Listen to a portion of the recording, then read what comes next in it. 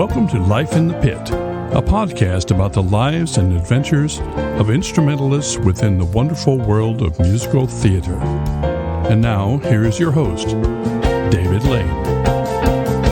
And hello, everybody. Welcome to episode number 65. It is once again great to be with you today.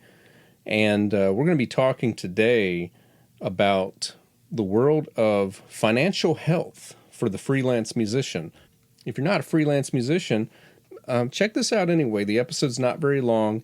We're not going to get into great detail about some things such as taxes, although we'll touch on that a little bit because my guest is not a CPA. She's a financial coach. But if you're any kind of musician or artist at all, there are a few things that are kind of stereotypically true about most of us. One is that we're better artists than we are business people.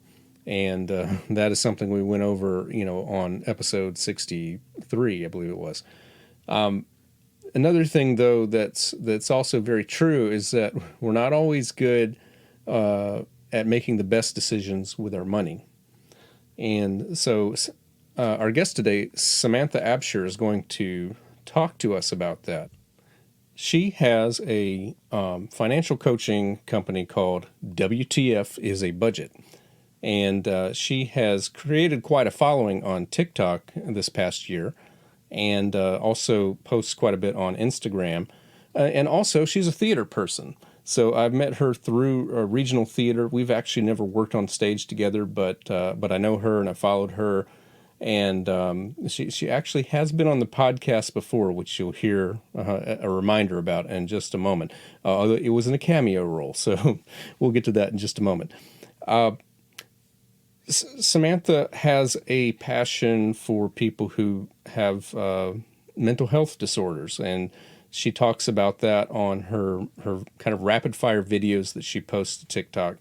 And just since she kind of has been in theater and, her advice is very sound, I thought she would be a great guest to bring on to talk about this world of financial basics. So we'll be talking about savings. We'll be talking about getting out of debt, retirement, and again, some basics on investing in taxes and also working with a budget. Now, I'm going to go ahead and warn you up front because especially if you go check out WTF is a Budget on TikTok or Instagram, this will be abundant after you check out a few posts. If you're coming to this podcast as a pretty loyal Dave Ramsey fan, you might want to just check out now. I think you'll have the knowledge that you're secure in. But Sam has a few issues with the teachings of Dave Ramsey, and she goes over on that in detail on her posts that we don't really get into here. But I do think you'll find that some of the things that we talk about are pretty common among a lot of advisors. But I do like Sam's take on some specific things, such as allowing yourself to have fun and not really putting it off till retirement. And so we will be talking about that and some more. And I would advise you to please stay tuned to the end of the interview, which again is not as long as some of my other interviews. Sam has offered a promo code. So if you like her advice but would like to get some specific one-on-one advice with her or just to go through her course, there will be a promo code at the very end, right after the interview. Before we get to that conversation, just want to remind you, speaking of money, that we are generously sponsored by Fonz, which is an online platform to help private coaches and teachers and of all kinds, not just music, to deal with the business side of what they do, whether that be payment reminders, securing the payment, keeping track of your schedule, and keeping your policies up to date. So many things that it helps you do in minutes that might otherwise take you hours. So definitely check our show notes for how you can find out more about that. And you can also find a link to that on our website at lifeinthepitpod.com. All right, without any further delay, here's my conversation about financial health with Sam Absher. So today I'm talking with Samantha Absher. And do you prefer Sam or Samantha? Most people call me Sam. All right, we'll just call you Sam. Among other things, Sam has actually been a past guest of this podcast, although in kind of a cameo role. Back in right after, I believe, episode 4, I decided it'd be good to have a kind of a little special episode for special theater terms, and I recruited a lot of friends I know that have had some acting experience, and you were on there, and you introduced the term button.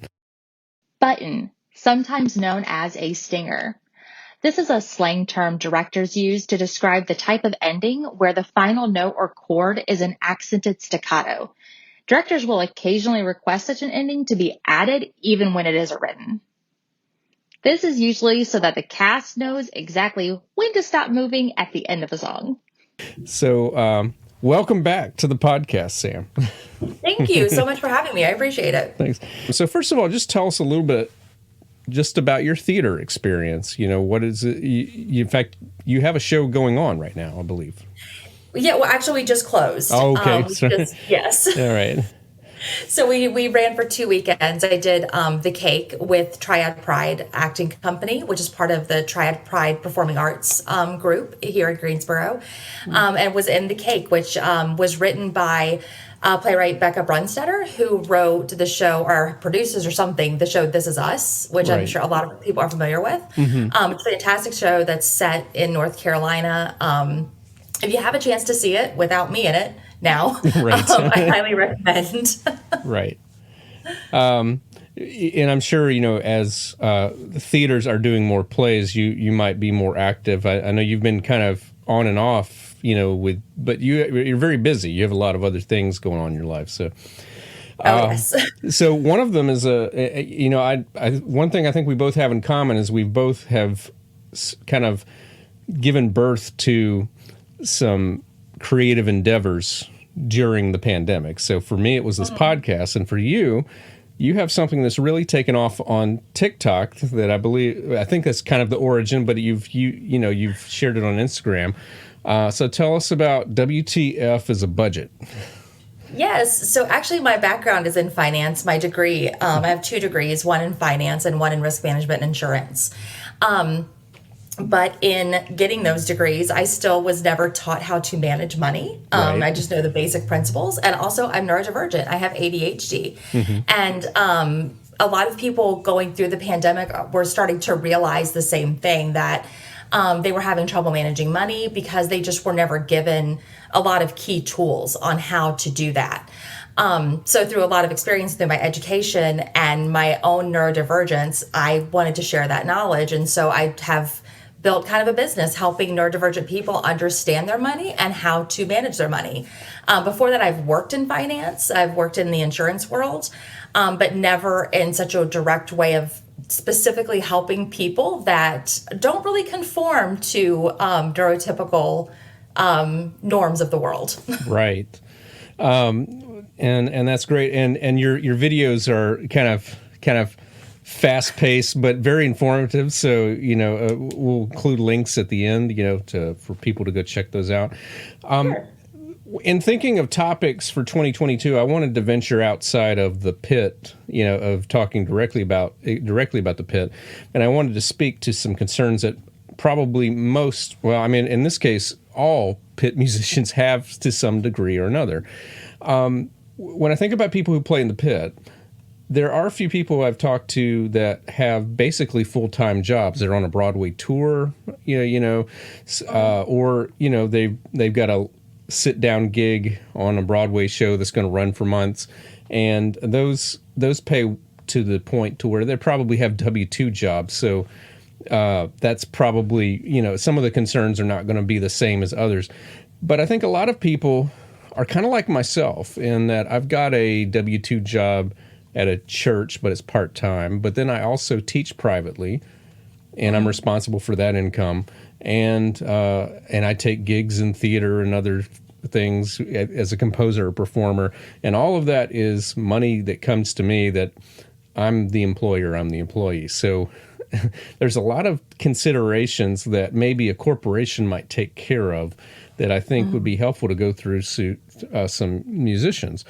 And I think we're going to save some taxes. I'm going to save that for the end. But I thought it'd just be helpful just to kind of go through some basic financial health here. I guess the first thing that just comes to mind is an emergency fund. And it seems like especially, now that we've had a pandemic happen, there might have been some dipping into some emergency funds. So what are your thoughts on, like, if someone has no money in the bank right now, what should they do? And then if they do get that in there, what would be some good ultimate goals for emergencies? Sure. So the priority for anybody is always to make sure you've got 3 to 6 months of living expenses in a high yield savings account. Right. And when it comes to freelancers, my freelance clients, I always push for 6 months. Right. Just because, as we saw with the pandemic, if somebody was laid off from a corporate job, there was a little bit more flexibility, but corporate stuff came back a little bit faster.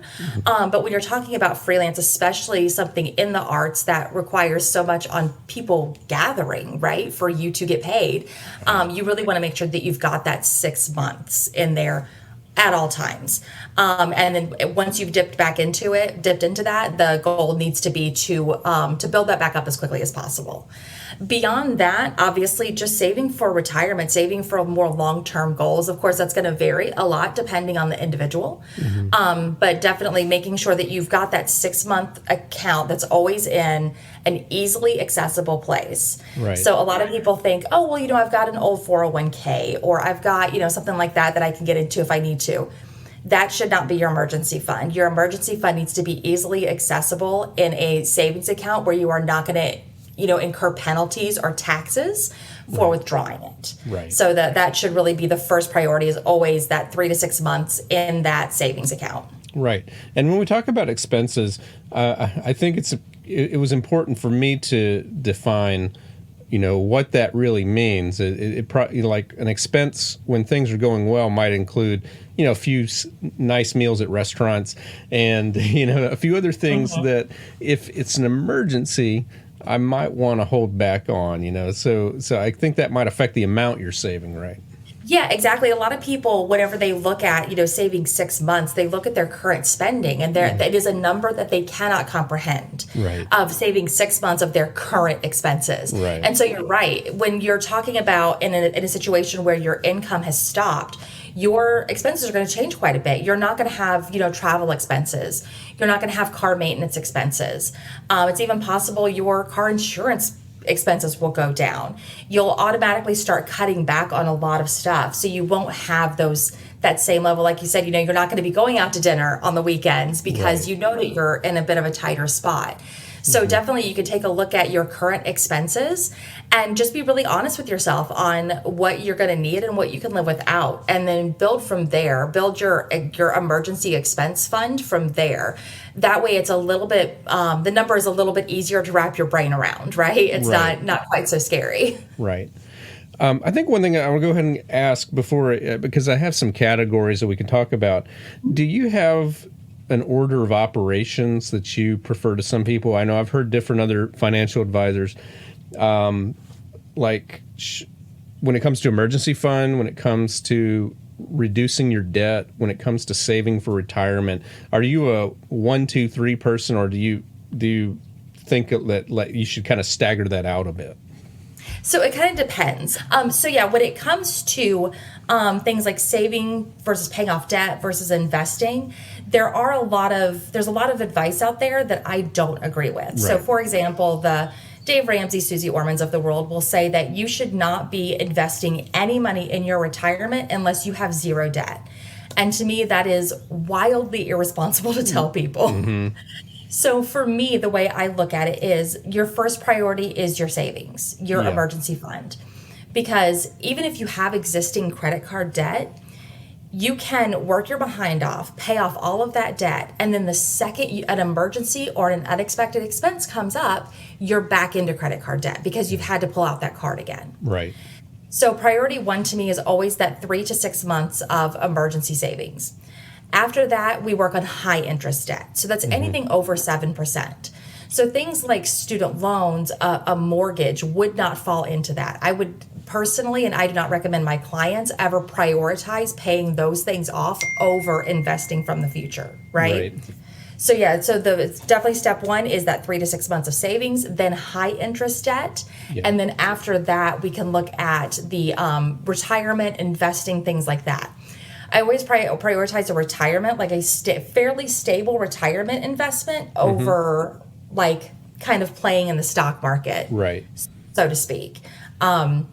So it just kind of depends on your goals as far as like what you're looking for your retirement. You know, some people never want to retire. They plan on working on and off for the rest of their lives because they enjoy what they do. So they might not need as a significant size of a retirement account. So it kind of depends on your goals. Right. Now I know that my one W-2 job does offer me, I believe it's a 403B matching up to a certain dollar amount plan, which is kind of like a 401k and sort of, yes. but that's it. If I didn't have that, I would have to figure out some retirement. So for those who might be mostly, if not completely self-employed, what are some options for some basic retirement that they can look into? Sure. So going back to kind of the W-2 thing, if you do have an employer that offers a match, always max that out if you can. Just because otherwise you're just leaving free money on the table. Right. Outside of that, whenever you're looking at self-employed, there's a lot of different options. You can do a 401k on your own called a solo 401k. So that is one option. There is something called a SEP IRA for self-employed people. I prefer that over the 401k just because for the SEP IRA, there is a lot less paperwork involved. A lot less administration, a lot less reporting. Nice. The downside of any of these is, of course, they do have income limits. So if you're self-employed and you have a really high income, which generally means over about $300K a year, then you would be looking at a defined benefit plan. But most people, once they're in that $300K a year, even doing their self-employed thing, they usually have a financial advisor that they're working with pretty much full time. Right. One thing I think I've gathered from some of your videos that I really like, as opposed to, some of the other, financial advisors you mentioned, I think probably one of my biggest issues with Dave Ramsey was kind of like you can't have any fun at all until you get everything in order. And I'm thinking when I'm in my 60s, I'm probably not going to physically be able to do some of the things I can do in my 40s. And where does play come into? Like if you're getting some things out of the way, like how much should you really get in line before you start thinking, this summer I think I'd like to take a week and, go on a vacation to the beach? So again, it totally depends on your goals. Here's the thing. Debt has no moral value. Right. So just because you have credit card debt does not mean that you should not be allowed to go on vacation. If you are comfortable with paying the additional interest on those, making the minimum payments, paying the additional interest so that you can go on a vacation, that's fine. And no one should judge you for that. And honestly, that kind of stuff, especially for self-employed people, because we tend to work in significant excess of 40 hours a week. Right. It's more of a 24/7. We're always thinking about our business. That mental break is extremely important. It's important for yourself. It's important often if you are in a long-term partnership, it's important for you and your partner to be able to get away and have time on your own. So that kind of reset is extraordinarily important. And I find a lot of my clients, they're okay with having a little bit extra credit card debt, and they're just waiting on someone to give them permission to say, actually, yeah, you can still take care of yourself. You have not done something wrong here. Right. And there's something very gratifying about it.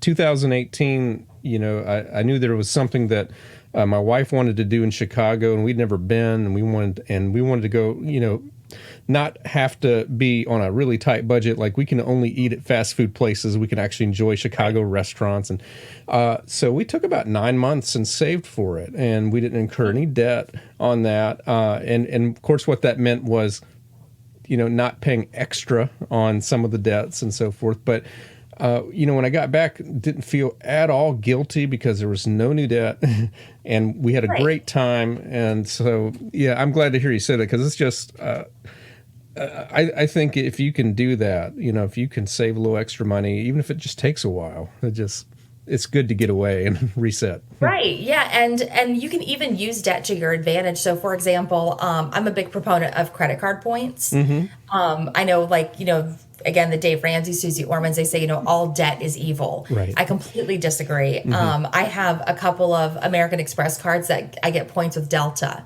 Yeah. And one that I get points with Hilton. And with that, actually right before the pandemic hit, I was able to take my son to Chicago. We flew to Chicago. We saw Hamilton. We stayed overnight. We came back, ate dinner out and everything. And because of my judicious use of points, that entire trip cost me less than $200.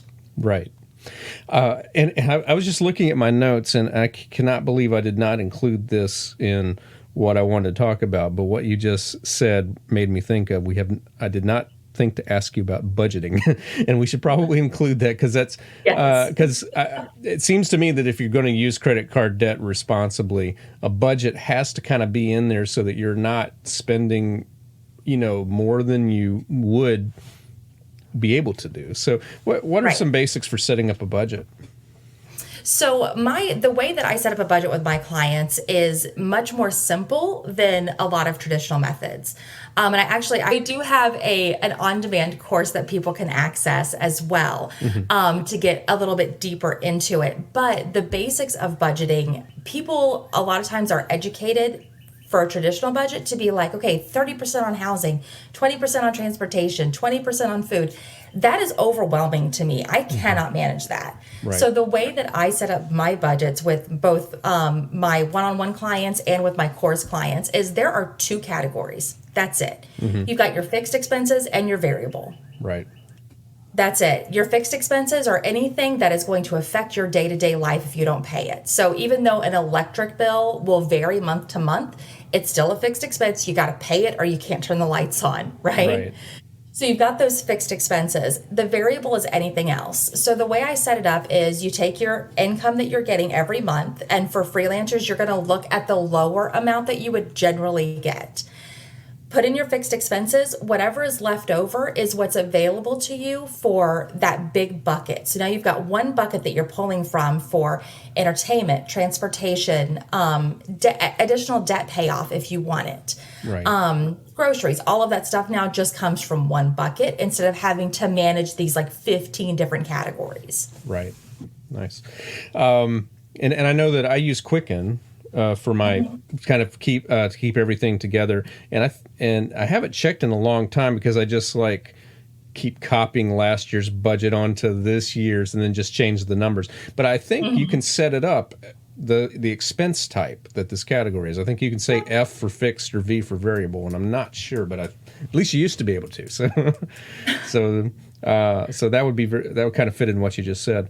Beyond retirement, what are some investing basics that musicians should consider? So investing, that's a really broad topic. Right.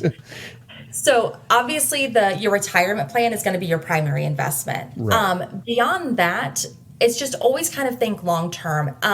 I generally advise that people, unless you have a lot of time on your hands, not to get involved with the day trading type stuff, the day trading, crypto, NFTs, all of those things. Right. Just because those do require a great deal of time and knowledge investment. So for example, my partner, Ben, he does some day trading, but he also spends hours and hours every week educating himself and investing in knowledge, in classes, in mentorships, things like that. So if you don't have those resources, that time and money to invest in that, I generally will always advise to just think long term, put things into index funds and just kind of let them grow. And honestly, my investments, I rarely check them. Don't check your investments every day. You will make yourself insane. Right. Yes, indeed. And for those things, for the IRAs and investing in index funds, most people can just use a robo-advisor. You don't necessarily need to hire a financial advisor for those things. Right. I always say that a financial advisor is really there to help you manage your emotions more than anything. Right. And help you not check every day and not just kind of instinctively sell stuff as soon as things start to drop. Right. I know a big topic, of course, is where do we live? So buying a home versus renting a home. And I'm especially curious for those, for the musicians out there that are on tour most of the year. And let's just say that for, just to kind of be more specific, that maybe they're single, maybe they don't have a family life. Just in some various situations, do you have any thoughts on just the whole issue of buying a home versus renting a home? Sure. Again, it's going to depend on individual goals and how much time you want to invest in a real estate investment. For a lot of people, traditionally, we think that home ownership is supposed to be our ultimate goal, right? Like that's the American dream and that's what we're supposed to do. Right. But it's not really true for everyone. Personally, I love real estate just because, land is a finite resource. Right. And I do own a home, but I spend most of my weekends on upkeep and maintenance. So that's not necessarily going to be a goal for everyone. And even for me, for this home that I'm sitting in right now, my end goal is for it to be a revenue generating property for me to turn it into a rental.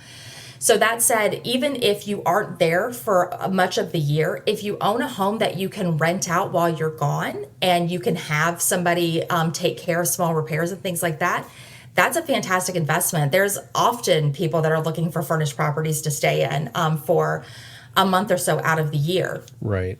So it can be great if you've got somebody local that can take care of emergency repairs and things like that. But, that said, a lot of the general knowledge is that renting is a waste of money, but it's not. You're paying for a place to live. Right. I do have a few questions just from musicians, but I think I can work them in really toward the end here. We're not too far. When this episode comes out, I think we'll be almost exactly a month away from taxes being due and all that. So what should musicians, self-employed people be doing as far as taxes at a bare minimum? So when it comes to taxes, I am not a tax accountant. I'm not a CPA, so I can't necessarily speak to that. But definitely you should automatically be putting 30% of any non-taxed income that you get into a savings account for future taxes. And if you live in a high state tax place, like say you're in New York or something like that that has a higher state tax, you should be looking at 40% putting away every time that you get a check. Nice. And I guess the consensus is that you should definitely stay on the quarterly system of estimated tax. Right. Yes. Like you said, there's a software out there like Quicken that can help you estimate what those taxes are going to be, just so that you can avoid those possible penalties of paying late. Right. Okay. I think I'm going to go ahead and just kind of look in this real quick. One of the questions that we had, I think you've answered, some of you answered about 401k, savings account. But he was also asking about health insurance, just what are some options out there? I know there's healthcare.gov. Are there any other options that you'd recommend besides that? There's nothing that I recommend, just because I'm not a licensed health agent, so I can't legally speak to any of them. Right. Okay. All right. So encourage people to, just look into that. There was one question that I answered already because it really wasn't financial, and I'll probably throw that in toward the end. And then there was one other. We sort of talked about IRA. We talked about retirement. Well, this may not be in your area of expertise, since you're not a CPA. But I'll ask it anyway. Are there deductions, that people should be thinking of regularly? Definitely. So I don't have any specific outside of just, your regular business expenses. And of course, some of that goes into, forming an LLC or an SCorp for yourself. Right. So definitely talk to a CPA about that, because roughly 90% of the tax code is all about deductions and ways to save you money. Right. So definitely, I would highly encourage anyone. Having a CPA is such a fantastic investment. Yes. I'll just speak to that just real quick. The one thing that I know that my CPA has told me is just basically every time you get into the car, kind of, take note of your mileage and just think, am I doing something that's helping my business? Am I going to buy some products for my business, or am I in between gigs stopping to, have a meal, or something like that? Yep. It's like, and what I just do is I write it all down and then I give it to my CPA, and it's like, here, use what the law allows this year and ignore the rest, But I think just kind of having those numbers is that you may not need is better than not having those numbers. Yes, always keep more than you need as far when it comes to data on your spending and your expenses related to business stuff. Because like I said, like roughly 90% of the tax code is about deductions. Good. So I did want to ask this question. No one else had brought it up, but should someone like me who is mostly self-employed but does a lot in music, should we remain an individual or consider registering as either a sole proprietor or an LLC? And do you have any thoughts between those two, sole proprietorship and LLC, as a business? So they're definitely two different things. You can have an LLC and be a sole proprietorship underneath it, is how I understand it. But again, I'm not a CPA, right? So I don't have as much information. But I'm always a fan of an LLC. Just in case you get sued. Right, exactly. For some reason. Right. It is a limited liability corporation. So I have my business registered as an LLC. So that more protects you from the liability stuff, whereas the SCorp is going to be more tax related. But yes, highly recommend forming an LLC for anyone, or at least make sure you've got some sort of umbrella policy just in case something happens.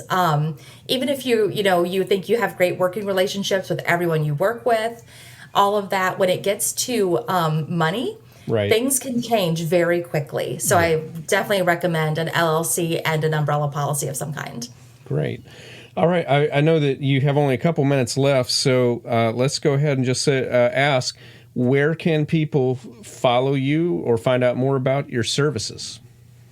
Sure. So I'm on TikTok under WTF is a budget. And if you just pull up WTF as a budget, there's a few different accounts because I have a lot of copycats. Okay. But you'll see me. I'm the one with I have 230,000 followers, so that's the one you want to follow.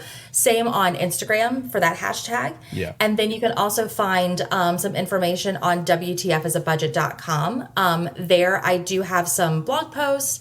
You can sign up for my newsletter, and also I have an on-demand course that is Budgeting 101. It's very basic on how to set up a budget, how to manage your spending, and how to manage emotional spending, and how to set your financial goals. Right. I think we all need help with the emotional spending. So, yes. All right. Well, thank you so much for your time. It was great talking to you today. All right. Thanks so much, David. I appreciate it. All right. And that wraps up episode number 65. If you'd like to find out more about what Samantha offers, as she mentioned, you can go to her website, WTFisabudget.com. If you'd like to check out her course, which is called Financial Success Basics, she has offered a coupon code, especially for Life in the Pit listeners, and the coupon code is, one word, Life in the Pit. And that'll be on the show notes as well. Along with our mention of fonts, which we encourage you to check out if you are a private teacher of any kind. I should be back with episode number 66 in just a couple of weeks. I've gotten to where I don't really want to say too much about future guests until I actually have them recorded, but I have 3, maybe 4 lined up for future episodes, and I'm excited about all of them. So make sure you're following us on social media to keep up with what's coming up next as soon as it's announced. As a reminder, if you want to follow what's coming up next, be sure to follow us on Instagram, Twitter, or Facebook at Life in the Pit Pod. You can follow me on Instagram at David Lane Music or Twitter and Facebook at David M. Lane Music. And as always, I want to give a big special thank you to Mark Parolo for his cover art and to Bill Cisna for providing the introduction to this podcast. The theme music is composed and performed by David Lane. You can find out more about this podcast, leave feedback or donation at lifeinthepitpod.com. Please rate and review on the Apple Podcast app, and please share with your friends. Thank you for listening.